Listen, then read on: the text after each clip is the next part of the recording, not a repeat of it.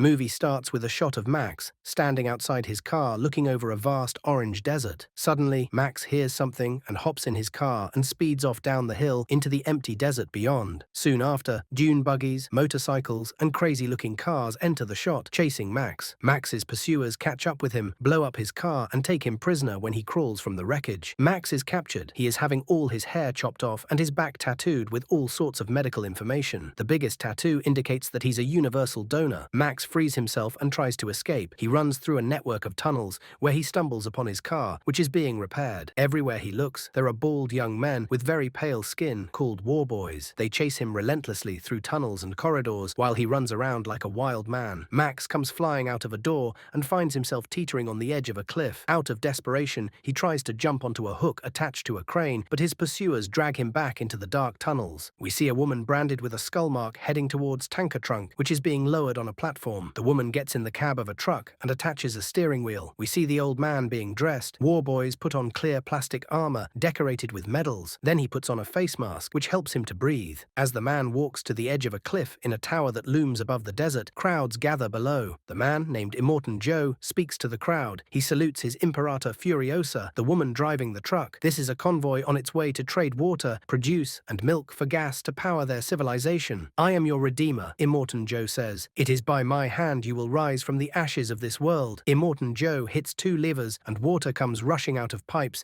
and the crowds move forward to gather it. And then Immortan Joe shuts it off abruptly. He cautions the crowd not to become addicted to water. Furiosa starts up the truck and the convoy takes off. On the way to Gastown, Furiosa abruptly changes course, veering off the road. The war boys follow her and one of them rides on her running board asking where are they headed to. All Furiosa says is they are heading east. The war boys will follow her lead. The men clearly trust her and obey her orders. Back at the Citadel, Joe is alerted by one of his sons that Furiosa's convoy has veered off course into hostile territory. Joe quickly runs off. He unlocks a giant vault door and walks into lavish chambers only to find out that Furiosa helped his wives to escape from Citadel. Elsewhere in the Citadel, a war boy named Nux is getting a blood transfusion from Max because he is sick. Nux hears the war drums and he finds out that Imperator Furiosa has taken Immortan Joe's prize breeders. The war boys are going to give chase. Nux doesn't want to miss a chance to make a name for himself, so he heads out and takes Max with him. We cut to the road. A bunch of tricked-out cars are speeding through the desert. They're all weaponized to take down Furiosa. Max is strapped to the front of Nux's roadster, and he's attached by a chain a bloodline to Nux. Immortan Joe is also traveling with the convoy. Back at Furiosa's convoy, a war boy brings the flares that Joe's men have fired off to Furiosa's attention. As we look on the convoy from afar, goggled drivers called buzzards are observing them from atop a hill. They wonder what the war rig is doing in their territory. Furiosa sees them coming and brings them to the attention of the war boys, and they all prepare for battle. One of their convoy falls into a trap, but Furiosa's skilled driving helps the rest of them avoid it. A buzzard car with a circular saw approaches to Furiosa, and a war boy easily dispatches it. War party from the Citadel finally catches up with Furiosa's convoy. The war boys are still trying to fight off the buzzards, who are now right alongside the war rig. The woman in white crawls up through the floorboard of Furiosa's cab and says, "We can't breathe down there," but Furiosa wants them to stay out of sight. Just then, a giant swinging circular saw comes wheeling in the window, almost chopping Furiosa's head off. The war boys renew their attack, managing to blow up the saw arm and send it flying. Furiosa heads into a gigantic dust storm. Nux pulls alongside the war rig, and to help them move faster, Nux tells Slit to move Max to the back of the car. Max uses this as an opportunity, and he kicks off Slit from the back of the car. Furiosa fights off one attack vehicle by sideswiping it into a giant dust tornado. Inspired by their sacrifice,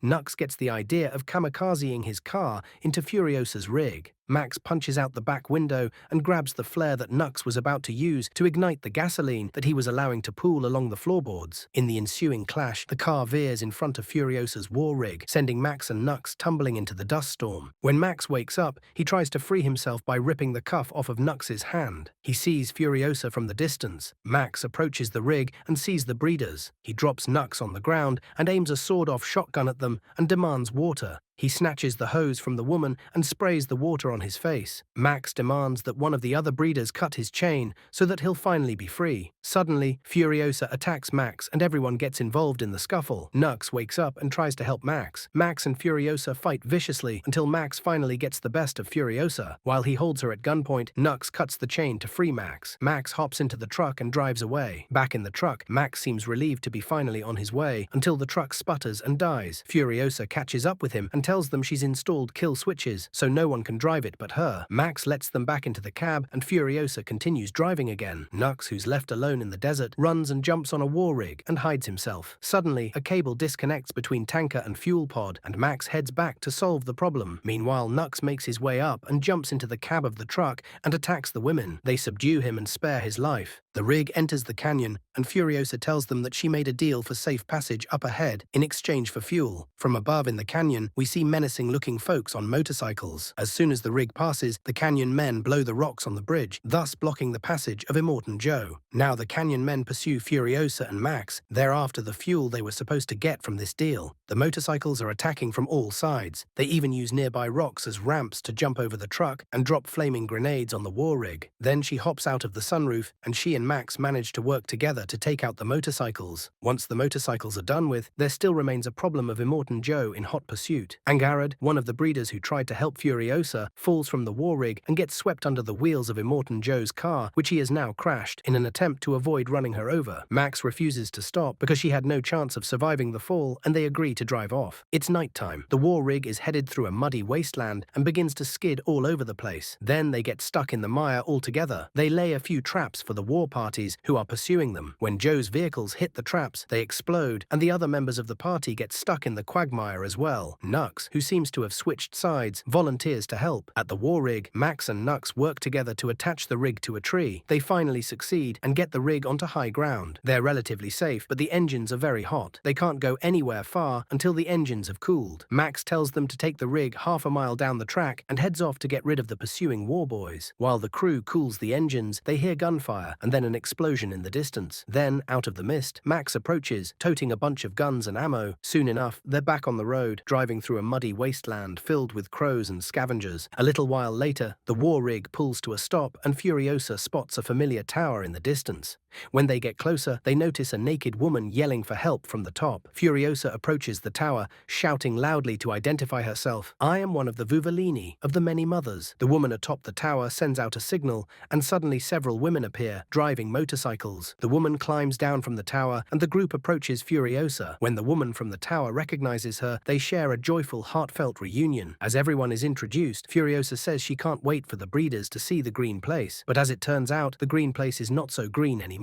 It was that muddy wasteland filled with scavengers and crows. These women had to flee the green place when they ran out of clean water. Devastated, Furiosa walks away from the group and falls to her knees, screaming. We cut to Max making a map using his own blood as ink. Furiosa approaches and tells them that they've decided to try to cross the Salt Flats, which is a desolate, uncharted territory. They'll leave the rig, load up the motorcycles, and ride for at least 160 days, as long as their supplies last, hoping they'll end up somewhere. She also offers Max a chance to ride with them, but he refuses. The next morning, Max convinces Furiosa to return back to the Citadel, the greenest place they know of. They can drive straight at Immortan Joe, trap them in the canyon, and then take the Citadel for themselves. It would be a way for them to start again, without risking death in the desert. On their way back to Citadel, they get spotted by one of the war boys. Immortan Joe quickly realizes their plan and mobilizes his troops. They've got to stop the war rig from getting back to the Citadel, which is currently undefended. During pursuit, war rig's first engine shuts down, and the second engine is about to blow up, so Max and Nux set out to fix them with the help of Vuvalini women. Two of the Vuvalini are lost when they attempt to take out one of Joe's cars and get run over. As a few other vehicles approach the war rig, they harpoon the back of the truck and put down their plows, creating a drag on the truck. Max leaves one of the Vuvalini to continue disengaging the tanker so that he can try to cut the harpoons from the back of the truck. Several of Joe's men come swinging into view on tall, flexible poles. They use the momentum to jump onto the war rig and engage in hand-to-hand combat with Max and the Vuvalini. Joe's men take out another Vuvalini, but Max manages to fend a few more off until he gets hit in the head with an arrow, which he blocks with his hand. Max revives and single-handedly takes out several of Joe's men. Just then, Nux succeeds in fixing Engine 1, and the war rig has total power again. Max jumps onto a nearby attack vehicle and takes control of it with brute force. He guns the engine, driving past past the war rig and past Immortan Joe's car, attempting to create a diversion to allow the war rig to escape. As Max's attack vehicle pulls alongside the war rig,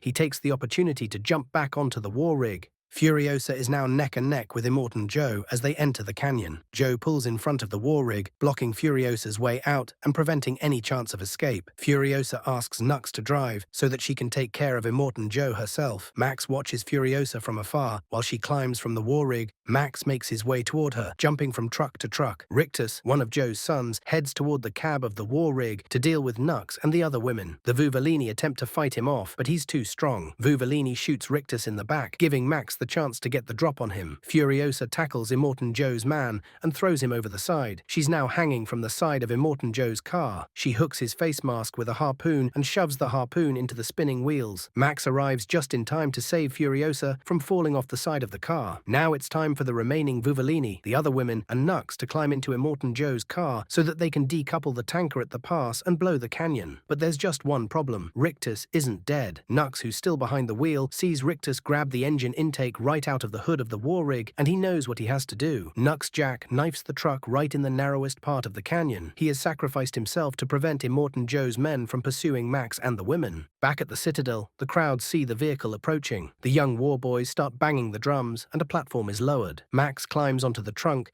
and shows everyone Immortan Joe's dead body. The crowds rejoice. Their oppressor is finally dead. Max then helps Furiosa out of the car, and the two stand on the hood of the car, looking up into the Citadel. The crowds begin to chant, "Let them up." A Vuvalini drives the car onto the platform, and the Citadel workers hoist them up into the air. Meanwhile, the nursing mothers release the water from the aquifer, and it rains down freely upon the masses. The camera zooms in on Max as he watches, but when the camera cuts away, Max is no longer there. Furiosa spots him walking among the crowds below. He looks back up at her, and the two exchange a knowing nod. As the movie ends, the screen goes black and displays a quote from The First History Man. "Where must we go, we who wander this wasteland in search of our better selves?"